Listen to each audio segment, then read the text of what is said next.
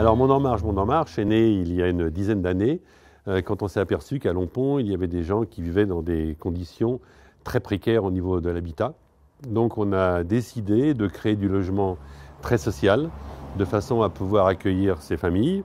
Donc l'objectif de l'association, c'est de pouvoir accueillir des familles ou des personnes en difficulté au regard du logement qui, à ce moment-là de leur vie, ne peuvent pas prétendre à un logement pérenne, de droit commun chez un bailleur HLM ou voire privé. Mais de vraiment porter l'accent sur le logement très social, parce qu'on a en Île-de-France un problème de logement important qui concerne tout le monde, mais qui est d'autant plus difficile et lourd pour les ménages les plus en difficulté. Depuis une dizaine d'années, on a assisté en fait à un changement un peu dans les familles qui arrivent chez nous, parce qu'il y a de plus en plus de travail précaire, et on a aussi de plus en plus de travailleurs pauvres. C'est-à-dire que quand on regarde la part du logement que représente un loyer pour un SMIG, ça devient impossible à une personne seule de se loger. Mais nous souhaitions que la région redise qu'en priorité, on doit loger les plus défavorisés et on doit faire du logement très social.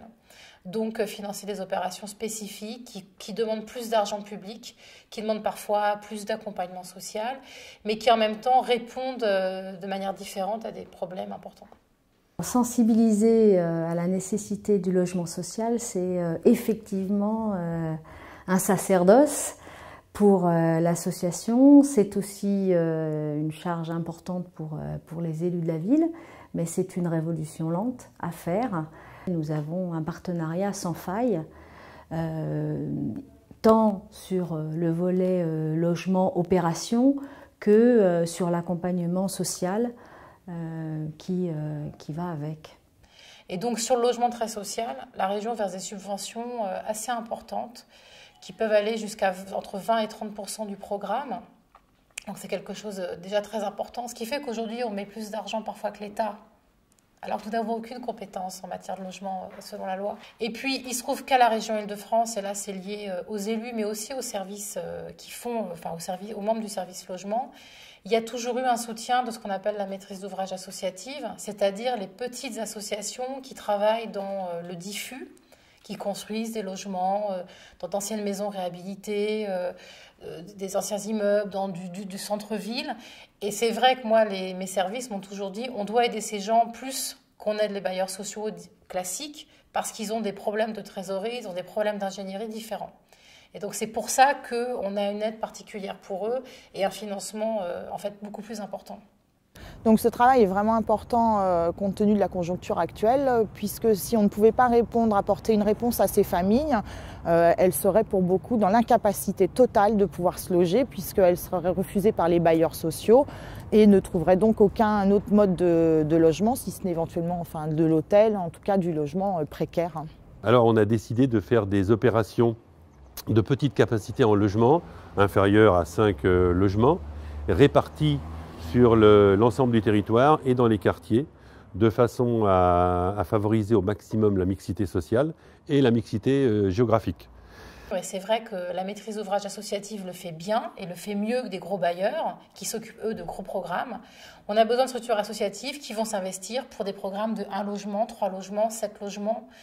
Et ça permet aussi de montrer que le logement social, ce n'est pas obligatoirement l'image que tout le monde a de la tour ou d'une barre de 200 logements. Ça peut être 3 logements sociaux. Comme on propose des logements allant du studio au T4, on a à peu près toutes les typologies de familles.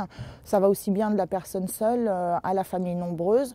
Cependant, c'est vrai qu'on peut noter une forte proportion de personnes seules avec enfants, de familles monoparentales, qui est assez importante. Je crois qu'on doit en avoir 15 pour 27 familles. Agir dans le diffus, ça veut dire aussi avoir du logement social partout. Et que ça ne soit pas simplement des bâtiments stigmatisés, mais qu'on ait... on peut avoir une petite maison. Cette maison, en fait, c'est 3 logements sociaux. Et ça permet de mettre de la mixité partout dans la ville et de ne pas avoir la segmentation entre les quartiers d'habitat social et les quartiers plus favorisés. Mais par ailleurs, moi, je trouve intéressant dans une ville, à un moment, on ne sache pas qu'est-ce qui relève du logement social, qu'est-ce qui relève de l'accession sociale, qu'est-ce qui relève de la propriété privée libre. Et on le voit dans des petits programmes comme ceux soutenus par la Fondation Abbé Pierre, mais on le voit aussi sur des programmes massifs. Et c'est vrai que ça interroge après les habitants de se dire pourquoi moi j'ai acheté mon logement à 5 000 € du mètre carré et à côté, le même logement, ça va être du parc social. Mais moi, je trouve ça très intéressant. Ça permet aussi de travailler les représentations et de changer un peu la donne. J'ai un petit garçon que j'élève tout seul, qui a 4 ans et demi.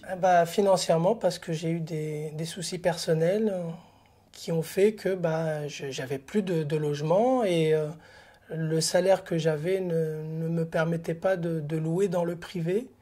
Donc je me retrouvais, on va dire, pour être cru, à la rue, moi et mon fils. Donc il y a la porte d'entrée qui se trouve juste derrière nous. Donc on rentre, vous avez tout de suite le salon et qui fait office également de cuisine parce qu'il y a un coin cuisine juste dans la salle si vous voulez. Ensuite il y a 2 chambres. Donc il y a ma chambre à moi, il y a la chambre du petit, il y a une salle de bain, toilette à l'intérieur et puis il y a on va appeler ça un petit débarras où on peut mettre plein de choses, quoi. On va appeler ça l'épicerie. J'appelle ça l'épicerie, moi. Donc voilà, donc c'est assez c'est spacieux avec les voisins. Donc on a un voisin, donc c'est un couple, donc qui ont mon âge à peu près en plus, donc qui ont une petite fille qui a le même âge que Sacha, donc ils sont dans la même classe. Donc ils sont tout le temps fourrés ensemble. Excusez-moi l'expression, mais ils sont tout le temps ensemble. Ça se passe super bien.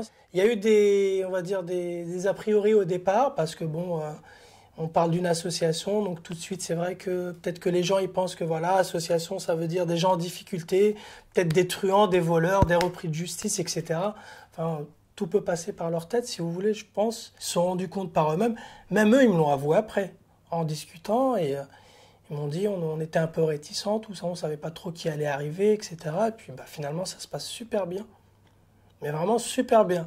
C'est vraiment des amis, quoi. C'est presque, peut-être j'exagère, mais vraiment des bonnes connaissances. Voilà.